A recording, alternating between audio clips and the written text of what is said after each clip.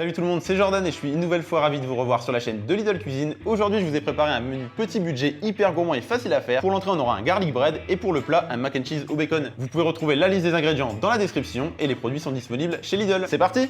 Pour faire la recette du garlic bread, on aura besoin de sel, de poivre, 2 cuillères à soupe d'huile d'olive, 50 g de beurre, d'un sachet de mozzarella râpé, d'un pain de campagne, d'une échalote, d'une gousse d'ail et de persil plat. Pour faire la recette du mac and cheese au bacon, on aura besoin de prendre du sel, du poivre, 30 g de farine, 100 ml de lait, un paquet de cheddar, de la mozzarella râpée, un paquet de macaroni, 4 tranches de bacon et 30 g de beurre. Pour commencer, on va prendre notre pain de campagne qu'on va couper en deux. On va pouvoir le laisser de côté. Je vais juste utiliser la partie basse du pain. L'autre partie, on peut la garder pour la manger ou pour faire une autre recette. Pour la suite, j'ai pris du beurre pommade. Alors, il faut pas que le beurre soit liquide, donc faut pas le passer au micro-ondes. Il faut le sortir un peu avant du frigo pour le faire un peu ramollir. Une fois que notre beurre est bien pommade comme il faut, on va prendre le persil plat et en couper des petites feuilles à l'intérieur. On va devoir prendre une petite gousse d'ail et la couper en petits morceaux. On va la ciseler assez finement pour pas trop la sentir dans le beurre. On prend une échalote qu'on va également couper assez finement. On n'a plus qu'à la verser dans le bol. Je vais rajouter un petit peu de sel étant donné que c'était du beurre doux, mais vous n'êtes pas forcément obligé. Un petit peu de poivre, on mélange bien le tout. Le but c'est d'obtenir une sorte de beurre avec des petits morceaux à l'intérieur de persil, d'échalote et d'ail. On va prendre notre cuillère à soupe, la déposer sur le pain et bien l'étaler partout. On va prendre 2 bonnes poignées de mozzarella râpée.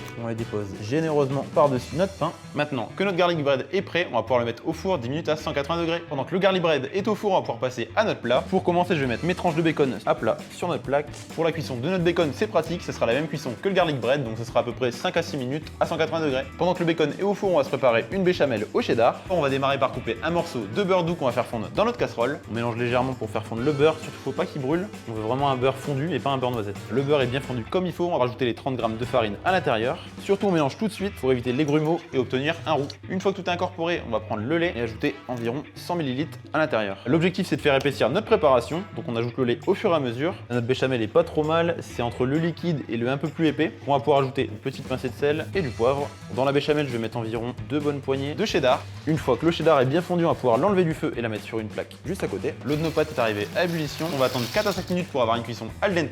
Notre garlic bread est prêt, on va laisser refroidir à côté. Je viens de sortir le bacon du four. Je dépose les tranches de bacon sur la planche. Maintenant, on va le couper en morceaux assez petits. Normalement, après quelques dizaines de minutes au four, le bacon doit être bien plus croustillant et donc doit se découper assez facilement. On va l'ajouter dans notre casserole avec la béchamel. On l'incorpore légèrement en mélangeant. Il reste plus qu'à mettre une bonne poignée de mozzarella râpée à l'intérieur. On laisse fondre ça tranquillement. Nos pâtes sont prêtes. Je viens de les égoutter.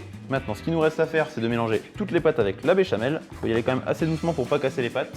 Si jamais il y a un peu trop de béchamel, vous n'hésitez pas à rajouter quelques pâtes à l'intérieur. Parce qu'après, s'il y a trop de béchamel, ça fait vraiment écœurant. Mais là, on n'est pas trop mal. Reste plus qu'à ajouter un petit peu de poivre sur le dessus et on est bon. Pour finir, je vais étaler une cuillère d'huile d'olive que je viens de déposer sur le garlic bread. Je vous conseille de le couper en 4 à 6 morceaux. C'est l'idéal pour un apéro. Et voilà, on a fini nos deux recettes. Le garlic bread est juste ici. Et pour le mac and cheese, il y en a pour 4 à 5 personnes à l'intérieur de cette casserole. Si les recettes vous ont plu, n'hésitez pas à les partager autour de vous. Vous pouvez également commenter. Je me fais un petit plaisir à lire tous vos commentaires. Et enfin, vous pouvez me retrouver dans 15 jours sur la chaîne de Lidl Cuisine.